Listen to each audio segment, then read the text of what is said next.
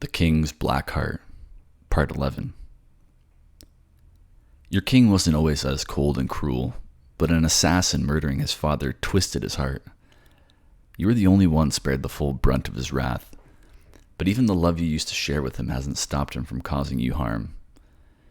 He came to rescue you from the prince that had took you away, was imprisoned but treated well. Now you're just trying to determine your feelings between the kind, genuine Prince Ivan, your current fiancé, or Alistair, the cruel king you unfortunately fell in love with. At this point, you hardly even know who you are anymore. Scene opens in the royal quarters. Ivan helps you sit on the bed before turning back to Alistair. Hold still, old boy. I'm going to squeeze your shoulder a bit to make certain there's no muscle injury. Fine. Alistair pauses as Ivan rests a hand on his shoulder, frowning. Did you get a tattoo since we were in the fens? Oh, do you mean this pattern around my ring finger? Yes, it's not so much a tattoo as a spirit marking. It'll form a full band around my finger eventually, as my pearl and I grow our trust. Nonsense. It is not, Alistair. It's very meaningful to our people. Your advisor will have the same marking if the spirits have deigned that our love persists for a lifetime or more. It will do that for any pair of lovers in Rasan, or even those in polyamorous relationships. Alistair scoffs and takes your hand. Really? Because I see no mark on my love's hand here. You really should stow that smugness until you've seen the underside of their finger, my friend. Alistair turns your hand over and pales. The same mark has begun to grow. No. You can't. Alistair, before you panic or start throwing a tantrum, there is every chance you may grow a mark yourself. Excuse me? I did say polyamory counted, yes. We're nowhere near close to that conversation yet, mind. We've yet to uncover the plot at hand here. You do not need to be paranoid, Alistair. I've already given them my word, bound by contract, that if 1 year passes and they do not wish to stay mine, they are free. But I do love them, earnestly and wholly, and I know you love them the same. Please, just consider things before you act, Alistair's grip on your hand tightens, almost painful, before, to your surprise, he eases.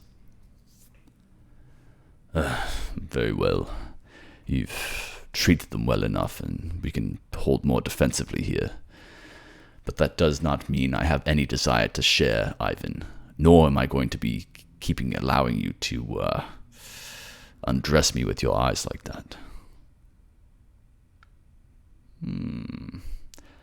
I've caught you taking a second glance at both your advisor and myself, Alistair, and not to further rain on your swim, but that wasn't their ass you kept pawing at last night.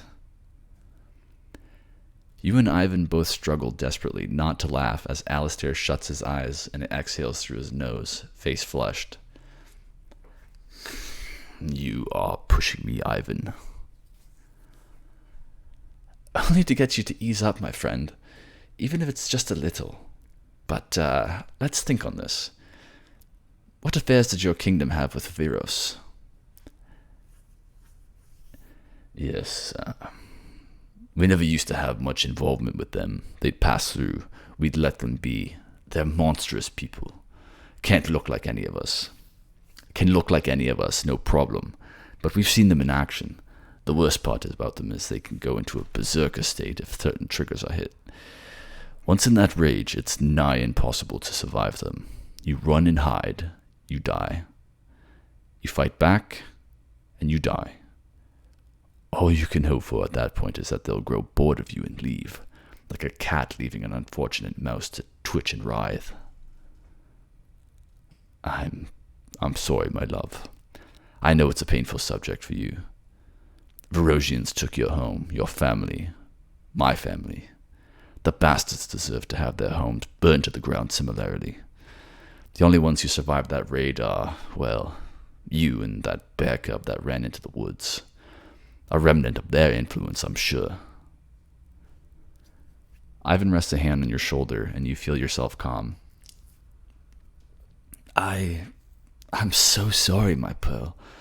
I didn't know that was how you came to know Alistair. Do you remember anything from that event?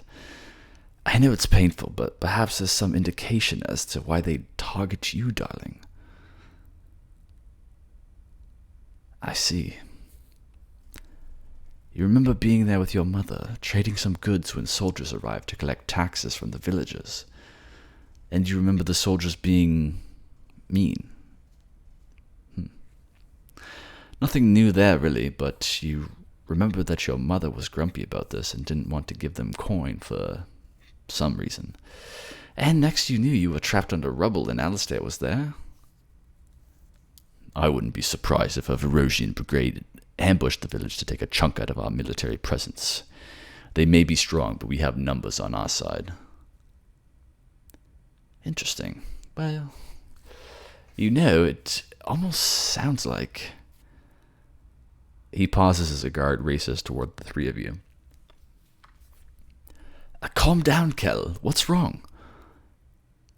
A beast in the coliseum? We don't even use the damn thing for combat anymore, certainly not for beast fighting. Another attack. Come, we should investigate this at once. Together with the guards, the three of you race towards the abandoned coliseum. As the three of you hurry through the old tunnels and out to the stands, you can hear something roaring ferociously. Gods above, what in the hell is that thing? It's dire bear. I guess polar bears weren't enough. Ugh. But it's by itself, no saddle. So where in the hell is its... One moment, there's a floor beneath you. The next, there's not. And you find yourself tumbling into the arena beneath, before the beast. You stand in the ring now, rubble trickling on your head as the creature roars at you. My love! They fell in the ring! Gods! Get them out of there!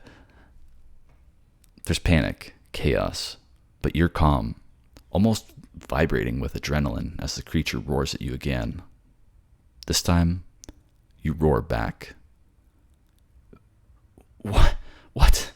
What's happening to them? Their eyes, their body. My love is... They're Verosian. This revelation doesn't register to you. All you know right now is to fight, survive, kill. To be continued.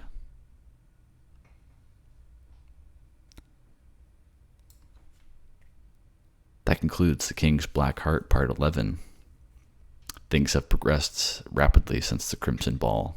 I want to take a quick second to thank the scriptwriter, ItsEsmeJones. You can find them on Twitter and on subreddit, or on Reddit rather, in the subreddit ASMRScriptHaven, where they post a lot of work there. So if you enjoy the script, I highly encourage you to check them out. I wouldn't be able to do these without their help and their work. So thank you so much to them. If you enjoyed the video, please be sure to give it a like. If you want to see more like this, you can subscribe and stick around. Otherwise, I could appreciate any feedback you may have, either negative or positive. Please feel free to leave that down below. Tell me what you like about this series or anything else you'd like to see on the channel. But regardless of all of that, I appreciate you just being here to listen, and you have no idea how much it means to me. So thank you so much for being here. I'll be around somewhat over the next little bit, but in the meantime, I'll record a few videos and have them up. So just as a quick aside there. Regardless, yeah, thank you so much for listening, and yeah, I'll see you in the next one. Okay. Peace.